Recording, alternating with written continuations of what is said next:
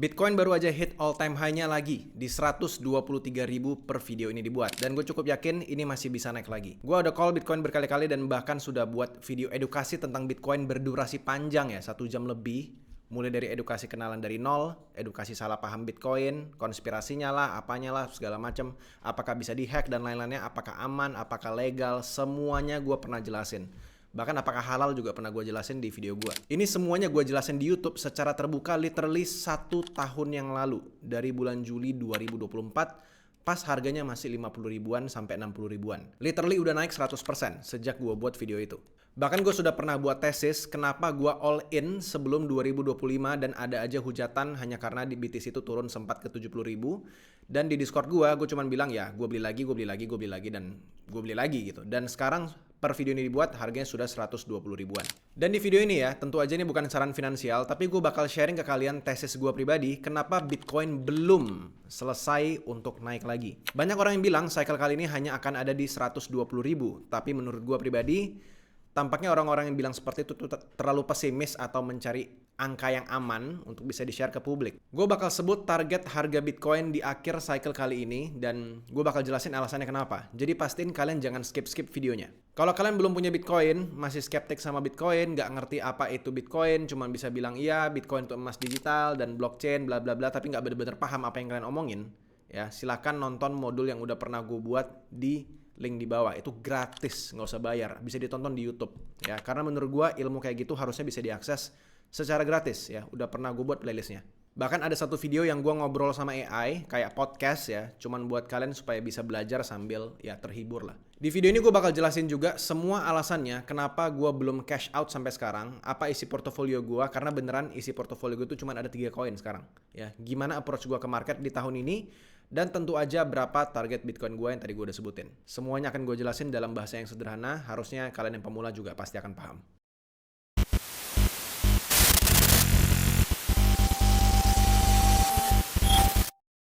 Halo semuanya, kenalin nama gue Joshua Tom. Di channel ini gue banyak ngebahas tentang konspirasi, teknologi, seperti AI, kripto, dan juga lainnya. Jadi jangan lupa subscribe channel ini kalau kalian suka konten serupa. Follow juga sosmed gue yang lainnya seperti Instagram, TikTok, dan juga Twitter yang linknya di deskripsi di bawah. Di sana kalian bisa dapetin konten yang berbeda. Oke, nggak usah lama-lama lagi, kita mulai aja videonya. Oke, karena ini bakal gue jelasin dengan bahasa yang sederhana, jadi bakal agak sedikit panjang videonya ya. Dan gue sangat saranin sebelum kalian melakukan aksi apapun setelah nonton video ini, riset lagi secara pribadi, do your own research lebih dalam. Jangan cuman gara-gara gue ngomong doang ya, terus kalian nggak paham kondisi market, terus kalian ngambil keputusan yang gegabah. Oke, tesis yang pertama ya adalah Bitcoin itu sangat erat hubungannya dengan peredaran jumlah uang di seluruh dunia.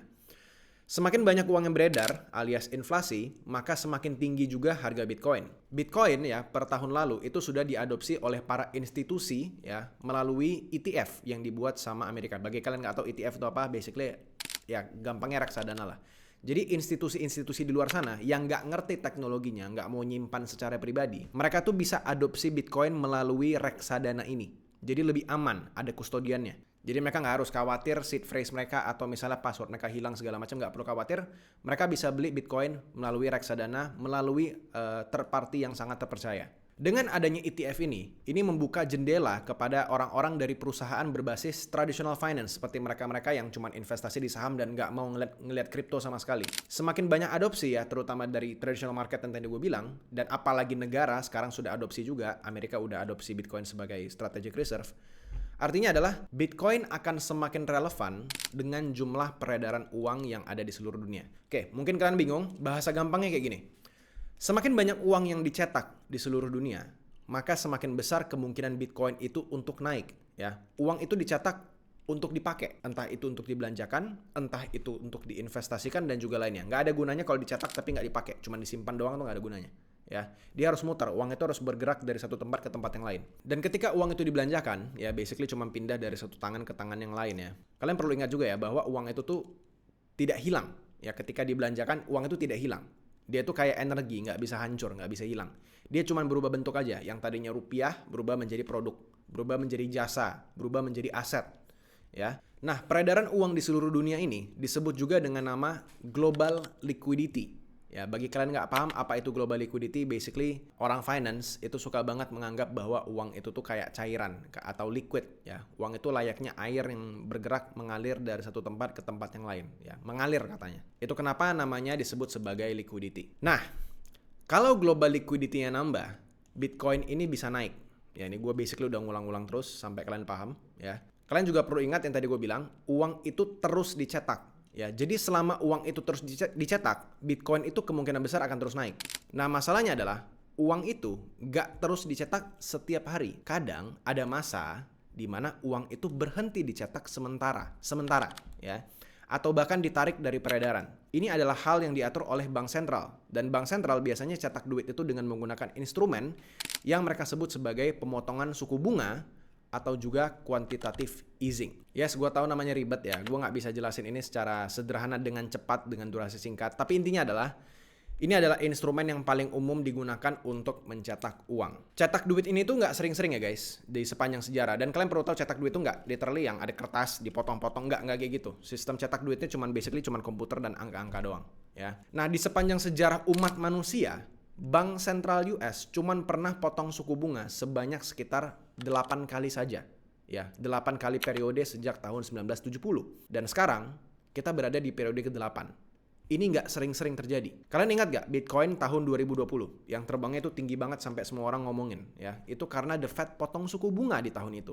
Itu gara-gara COVID. Potongnya sangat agresif dan mereka juga ngelakuin yang namanya quantitative easing gila-gilaan dan fractional reserve banking dibuat jadi 0.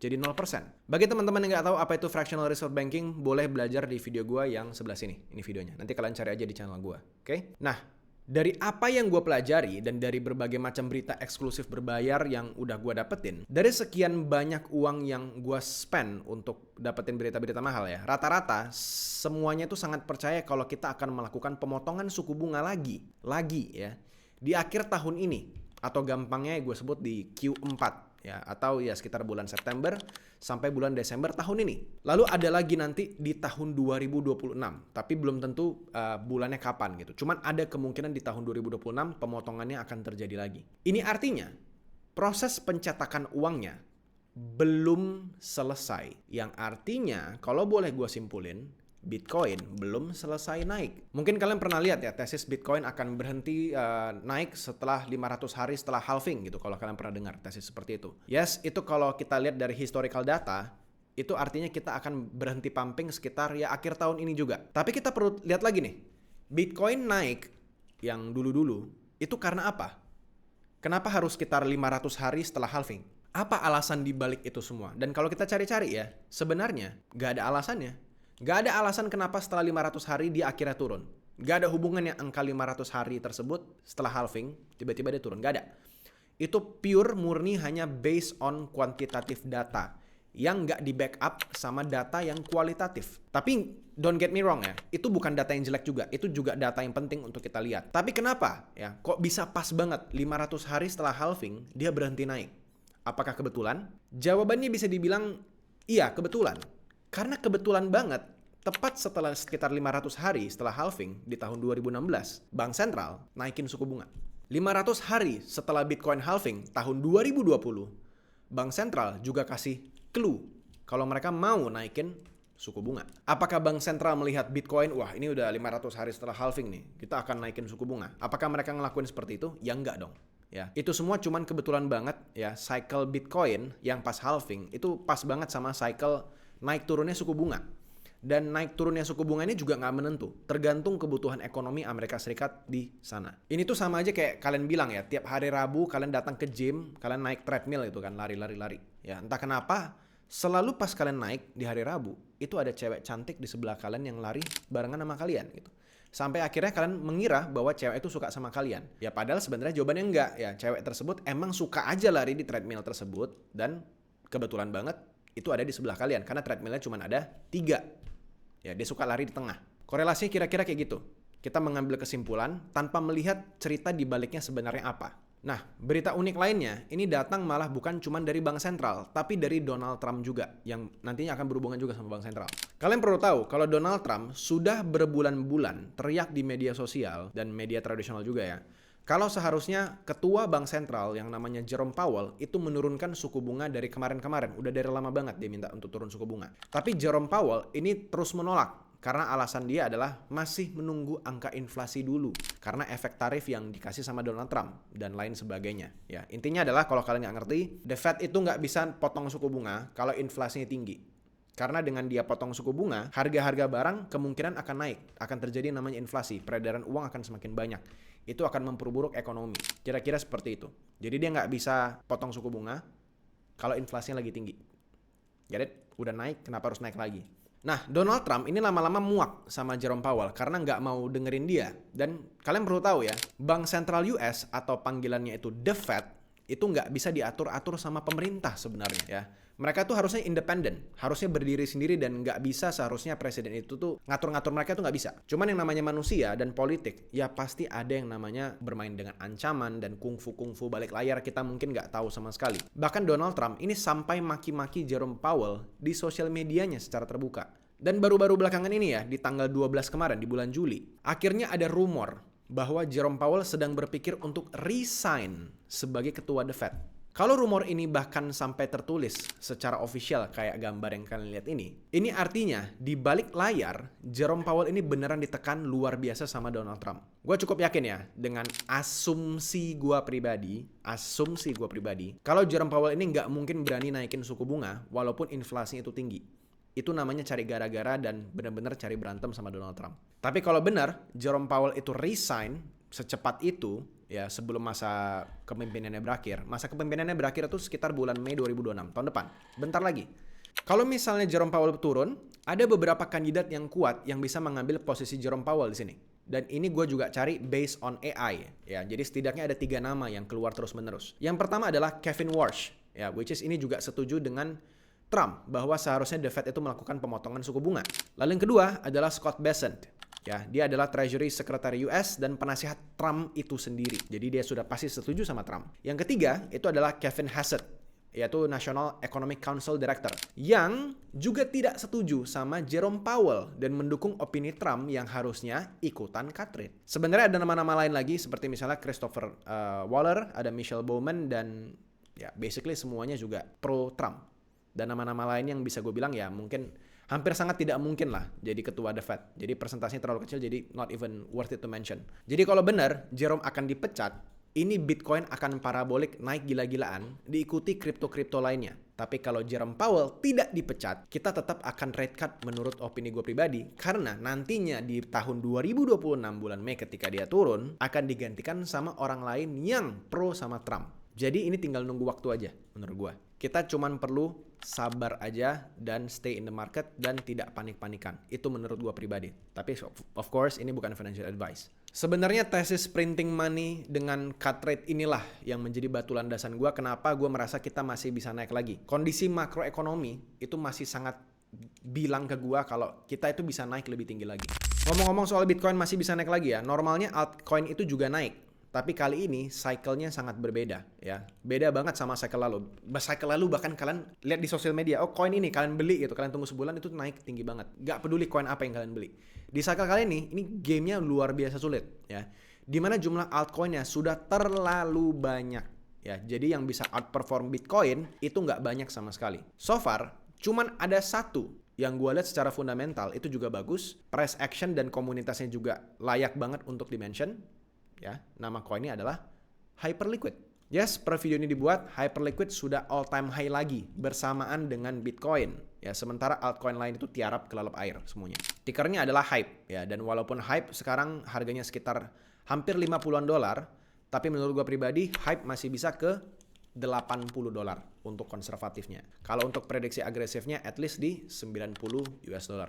Super agresifnya di sekitar $100. Ya tapi let's say kita bilang $80 aja lah. Yes, gue tahu ini udah ketinggian. Kalau gue call udah agak telat ya. Harganya naik itu potensinya cuma sekitar 70% kalau ke $80. Cuman ya itu, gue nggak bisa bikin video-video begini sering-sering karena nantinya ini channelnya jadi luar biasa kripto banget. Dan gue nggak mau itu terjadi. Info-info kayak gini itu gue pisah dari sosial media YouTube gue. Jadi kalau kalian mau dapetin info-info kayak gini, itu ada di Discord gue semuanya ya. Dan di Discord gue, itu udah gue mention sejak angkanya $34. Yes, emang nggak serendah itu harganya gue tahu, tapi at least kita sudah naik cukup tinggi. Itu altcoin gue yang pertama, Hyperliquid. Dan Hyperliquid itu koinnya gue farming lagi di beberapa protokol yang dapetin airdrop ya. Gue kalau pilih airdrop itu bener-bener selektif banget, karena gue nggak mau taruh terlalu banyak atensi ke beberapa airdrop. Jadi gue cuma pilih bener-bener protokol yang gue bener-bener percaya banget. Nah, dari semua protokol yang gue lihat cuman ada 2 nama protokol yang menurut gue worth it untuk dikerjain. Cuman ini hanya akan gue mention di grup Discord gue aja. Tenang aja, itu free. Kalian tinggal masuk aja, kalian tinggal lihat ya pengumumannya. Kalau kalian orang dalam, kalian sudah pasti tahu. Link untuk masuk Discord-nya gue kasih di deskripsi di bawah, itu tinggal masuk aja gratis. Altcoin gue yang kedua adalah stablecoin USDT biasa. Yes, gue punya cash sekarang. Tapi ini bukan cash karena gue jualan Bitcoin atau jualan hype, bukan. Tapi ini adalah cash baru dari hasil kerja di YouTube dan ngisi suara iklan. Ya, bagi kalian nggak tahu, gue adalah pengisi suara iklan profesional sebenarnya. Harusnya kalian pernah dengar lah beberapa suara-suara iklan gue gitu yang harusnya kalian secara tidak sengaja pernah nonton. Nah, USDT ini itu belum gue belanjain lagi karena gue merasa masih ada kemungkinan BTC untuk kembali koreksi atau hype-nya juga koreksi. Karena yang namanya market nggak ada yang namanya cuma naik doang non-stop, itu nggak ada. Ya pasti ada yang namanya koreksi ke bawah. Nah, gue itu nunggu momen itu. Ya, gue menunggu momen semua orang panik dan jualan. Nah, gue akan serok lagi di bawah. And that's it. Ya, portofolio kripto gue isinya cuma Bitcoin, hype, USDT. That's it. Gue nggak nyuruh kalian ikutan gue. Ya, gue nggak ada nyuruh kalian ikutan beli. Nggak ada ya. Gue beli hype itu tuh di angka $22 dan gue beli BTC itu dari lama banget pas gue masih harganya masih 20 ribuan ya, jadi gue sudah sangat profit sekarang. Oke, now kita ngomongin tentang berapa harga Bitcoin di akhir cycle kali ini. Oke, sebelum gue kasih tahu harga prediksinya ya, gue mau ngasih tahu ke kalian dulu info-info kayak gini yang tadi udah gue bilang, itu cuman gue sharing di dalam Discord gue pribadi, karena bikin video kayak gini tuh butuh shooting, edit, upload dan lain-lain, butuh waktu. Informasinya itu bisa jadi udah basi setelah diupload. Kayak video gue yang terakhir, ya gue bilang Big Beautiful Bill bisa naikin Bitcoin lebih tinggi lagi. Itu gue buat videonya pas masih 109.000. Tapi pas gue upload, BTC-nya udah 118.000. Dan info kayak gitu tuh udah didapat lama dari Discord, ya sebelum dia nge-pumping. Yang versi gratisnya itu kalian bisa dengerin gue live malam-malam. Kadang gue juga ada sharing hal-hal penting untuk member gratis. Untuk yang member berbayar, yang kita sebut sebagai nama orang dalam, itu sudah pasti dapat semua informasi kayak gini jauh-jauh hari. Gue bakal buat free trial 2 minggu khusus buat para penonton YouTube. Pengumuman free trialnya akan gue share di dalam waktu dekat. Jadi segera masuk ke dalam Discord-nya. Nah, kita lanjut. Target price Bitcoin gua itu di angka berapa? Ada 2 angka, yaitu di angka 180 sampai 200 ribu. Kenapa gitu? Pertama, tesisnya itu kembali lagi di awal video ini. Rate cut belum selesai. Dan bahkan di tahun 2026 masih ada kemungkinan untuk rate cut lagi. Dan sepanjang video ini kita juga belum sama sekali ngomongin tentang quantitative easing. Ya. Money printing yang lain itu tuh kungfu-kungfunya belum kita jelasin sama sekali. Karena bakal panjang banget nanti videonya. Dan dengan semua plan bahwa pencetakan uang akan terus terjadi ke depannya, kita sekarang di bulan Juli sudah $120.000. Dan alasan kedua adalah dari Fibonacci extension. Ya, tapi kalian perlu tahu, ya ini alasannya itu adalah alasan yang kuantitatif, bukan kualitatif. Ya, jadi ini bukan sebuah kepastian. Nah, di sini gue akan coba menjelaskan ya, maksudnya gue Fibonacci extension itu seperti apa. Gue akan memakai data halving sebelumnya. Kita sudah pernah 4 kali halving ya, 2012, 2016, sama 2020, 2024 kemarin. 4 kali.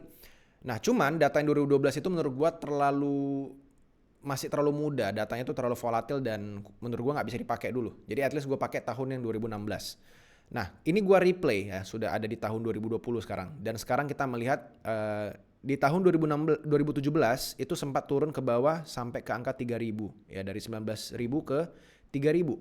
Ini gue akan pakai extension Fibonacci dari sini. Dari atas gue tarik ke bawah. Nah, ini gue akan melihat di angka 3,618, itu angkanya di 62.000. Nah, jadi ini kalau gue play ya, gue ke fast forward. Ini gue klik terus. Nah, ini setelah di fast forward ya. Basically, extension Fibonacci itu semacam bisa memprediksi kapan next all time high-nya. Ya, pas banget. Ya, di top sebelumnya itu di sekitar 62.000 sampai 69.000. Ya, bahkan di high sebelumnya itu pas banget di 62.000 literally. Nah, kalau kita ulang lagi dengan memakai extension Fibonacci yang sama. Ini gue delete ya. Kita pakai halving tahun 2020. Kita cari lowest point-nya. Nah, ini ya lowest point-nya itu di angka 15.000. Ya, jadi kalau gue tarik dari atas ke bawah, itu extension Fibonacci-nya itu di sekitar 153.000 dan 206.000. Nah, menurut gue pribadi, 150.000 itu terlalu dekat. Seperti yang gue bilang di tesis-tesis sebelumnya. 150.000 itu terlalu dekat.